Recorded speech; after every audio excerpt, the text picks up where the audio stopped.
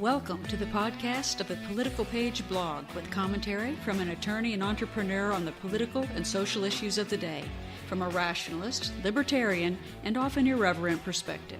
This is Political Page, and here's what's on my mind today. Hello and welcome to the blog for the 31st of May 2019. This one is entitled Parseltongue, A Snake Speaks. Now here's a quote for you. Power tends to corrupt, and absolute power corrupts absolutely. Now, Lord Acton wrote that in 1887, and it's pretty much familiar to anybody who speaks English, but he said something a little bit later in the same essay, which I think is really interesting. He referred to this concept of the certainty of corruption by authority. In other words, the more authority you give somebody, the more certain it is that they're going to be corrupted. Now, even though he wrote those words 130 years ago, wouldn't you like to know how prescient he would feel if he was able to spring forward 130 years or so to the time that we're in today and listen to people like James Comey and Robert Mueller? Now, I'll let the blog go into more detail on that. Podcasts aren't quite as long, but just let me point this out about Comey. One of the things that Comey did that was so strange was he bothered to come out and exonerate Hillary Clinton, and that's not what prosecutors do. He wasn't even a prosecutor. He's the cop. But even had he been a prosecutor, you don't come out and exonerate anybody. We are innocent in America until we're proven guilty. A prosecutor has two choices. He either charges somebody or he shuts his mouth. Comey came out, exonerated her, then came back later and implied a whole bunch of nefarious wrongdoing against her without ever charging her, and in both cases he was totally off the wall. He was driven mad by power. Now, Mueller. Take a look at Robert Mueller. Unlike Comey, who's limited by statute and limited by his bosses and everything else, a special counsel has nearly unlimited power. And the only limiter he has is the Attorney General, his boss, and Jeff Sessions. Good Lord, that man basically recused himself from his entire job. And he left this bureaucratic apparatchik in charge, Rod Rosenstein, who had no taste for power struggles. So basically, between that and the vague special counsel statute, this man had unlimited power, and it unlimitedly corrupted him. You know, perhaps the worst thing the man did was take a page out of the old Joseph Stalin book, and he started investigating people trying to find a crime to allege against them, instead of investigating a crime in search of a perpetrator. And again, like the infamous Stalin show trials, he abrogated his obligation to prove guilt, and instead he turned it on its head. He substituted a demand that innocence be proven, that the subject be exonerated or else they are presumed guilty. Absolute power certainly did its work on Robert Mueller, and I'll tell you something, he went a long way toward corrupting the entire legal system on the federal level in the process. First of all, he took the role assigned to him. What was that role? To investigate Russian interference in the 2016 election.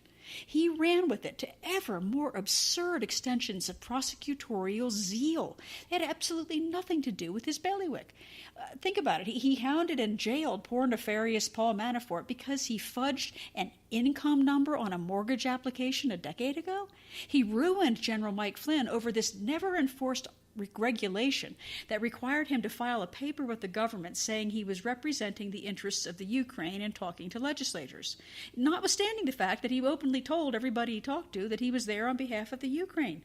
In between, Mueller managed to entrap some innocently terrorized witnesses for, quote, misstatements to the FBI that they never knew they made, and he indicted a bunch of shadowy Russian hackers who will never see the inside of an American courtroom, and all for only 36 million taxpayer dollars. But wait. The first thing he was supposed to do, Russia? Oh yeah, well yeah, Russians tried. No American helped them. Never mind. And then last week, Mueller went a step further, and he made it worse. He pulled a Comey.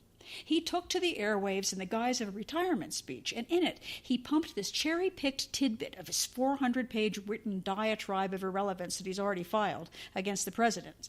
And he cherry-picked these tidbits, and he kind of verbalized them, and he made implications from them in one of the most squirm-inducing acts of unctuous sanctimony in U.S. political history. Not satisfied with the burned rubble of lives he's left behind him in finding out that there was no Russian collusion, he now seeks to impeach the president for doing no act to obstruct the investigation of the non-crime of not colluding.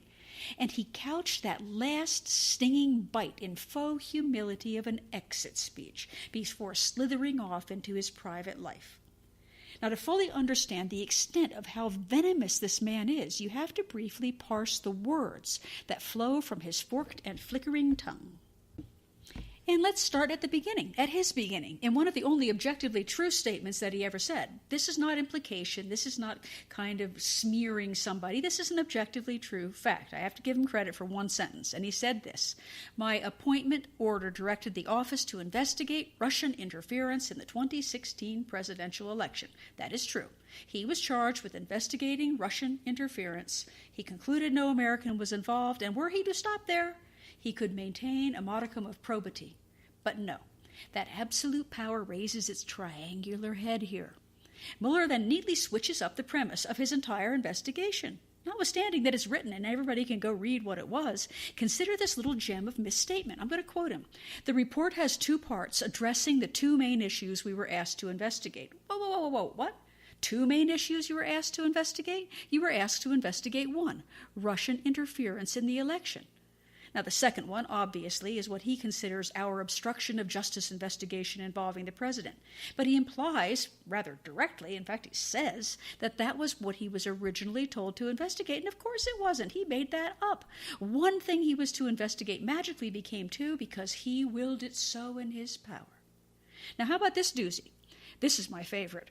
"We were guided by principles of fairness." What principle, you may ask? Oh, please ask, please. This is the principle which stops him from alleging obstruction of justice against the president. And this is what he says: "It would be unfair to potentially accuse somebody of a crime when there can be no court resolution of an actual charge." True, a sitting president can't be tried, since there is no opportunity for the president to challenge any allegations made against him, so it's not appropriate to charge him.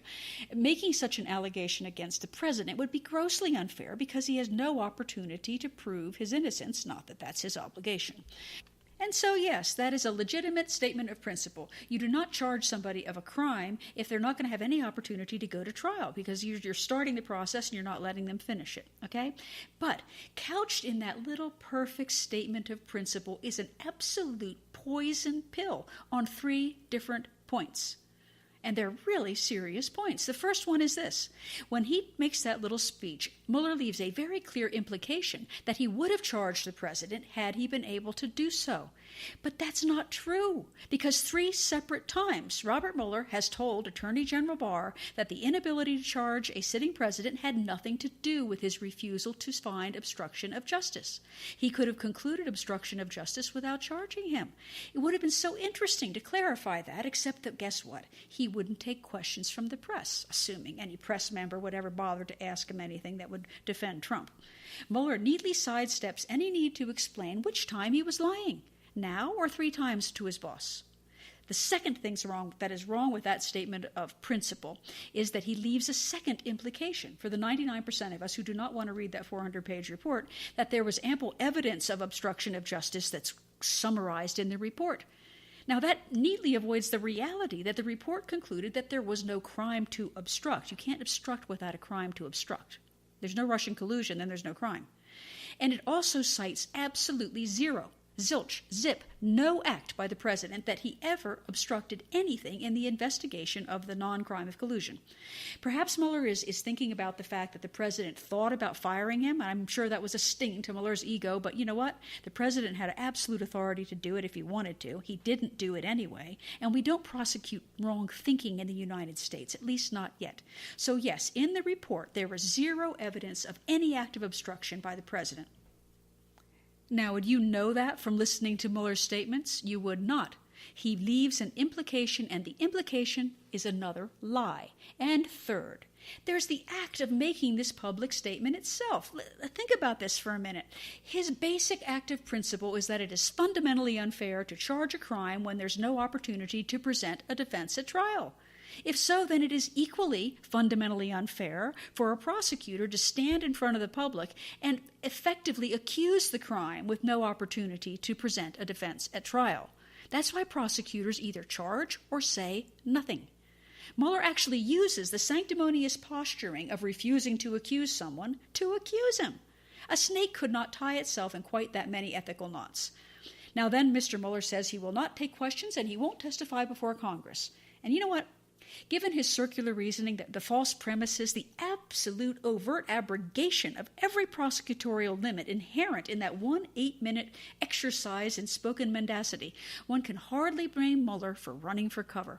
And you know what? It's very interesting because at first the Republicans really did not want Mueller to testify in front of Congress. They didn't want to deal with it, but they're starting to segue away from that position. After that speech, they kind of want Mueller to testify. They want to ask him a few very pointed questions. Oh, would that they could. Mr. Mueller has spit his last little bolus of venom into the ether, and he's retiring to private life. One supposes that life is lived in a deep hole in the ground where the other vipers lie. Absolute corruption. Lord Acton was quite the sage, wasn't he?